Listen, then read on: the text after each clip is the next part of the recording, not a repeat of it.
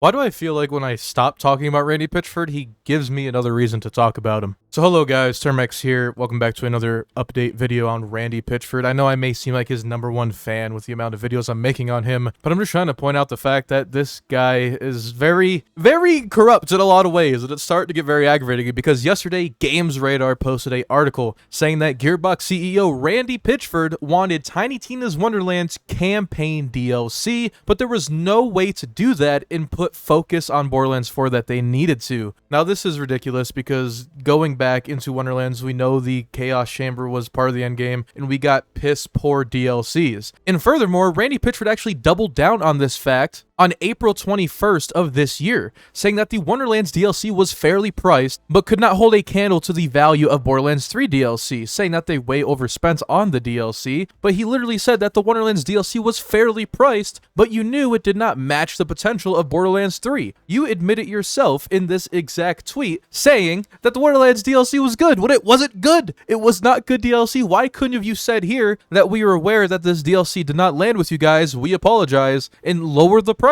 Maybe not even lower the price. Maybe that's too much to ask from Randy Pitchford, but the fact that you defended this and then now, once the dust has settled and Borderlands 4 is finally announced, and you're finally saying the quiet part everyone was thinking out loud for the first time, and now, when it's just an article like this, people are going to gloss over it. But we're not going to be glossing over this, Randy. We're not glossing over the fact that you literally said you wish you had normal campaign DLCs when that was our major complaint. If you knew that these DLCs were not on par with your campaign DLCs, why did you price them at the same exact price as your campaign DLCs, dude? Like, oh my jeez. And he said even further in other Twitter things that Wonderlands was extremely far from a flop just because of the sales. Well, yeah, everyone bought the game thinking it would be good because it's something new, you made the trailers great, and it just wasn't. And I want to bring up a YouTuber by the name of Thickfila. He's a good friend of mine, and I'm just saying, he predicted this long time ago. You remember when everybody in the community was shitting on Thickfila because everyone was like, they don't abandon games to make new games. They don't do that over at Gearbox. This literally proves that that's what they did. They said they did not have the allotted resources to make Wonderlands a good game because they were already working on Borderlands 4. And this is going to be an endless cycle of getting half-baked games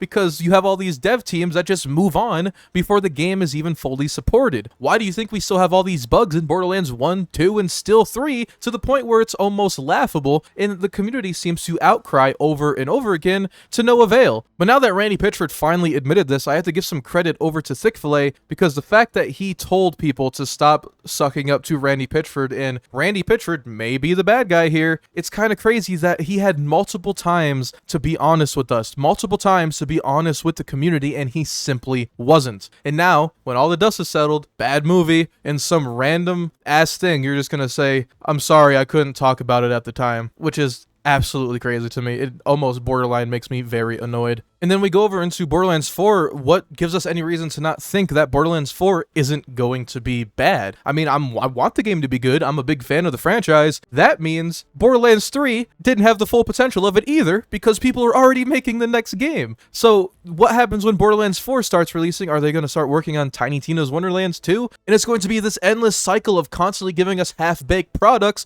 and then people are still defending Randy Pitchford. What are you defending with this guy, dude? He won't be transparent as a CEO. He's not being transparent with the player base, and he doesn't take criticism very well. I made a video about my last video talking about the balances and how Randy Pitchford doesn't listen to the community. And a lot of people, I got a lot of flack for that video because like, oh, you just clickbait title, Randy Pitchford's name. But this is literal proof that he is not going to be transparent with us for the sake of not being transparent and to sell more games and to sell more products. If it's the fan base that he truly cared about and everyone that he truly cared about, like he so proclaims, he would go back, fix the older games that make them borderline unplayable, fix the things that the community actually wants to have fixed, and not sit here and push out product after product after product that is literally, it feels like a broken record at this point, and it's honestly getting very annoying. But I thought I should share this information that Randy Pitchford literally said that he wished for a campaign DLC, but they were focusing on Borderlands 4. But hey, if you're going to support these games that push out just game after game after game while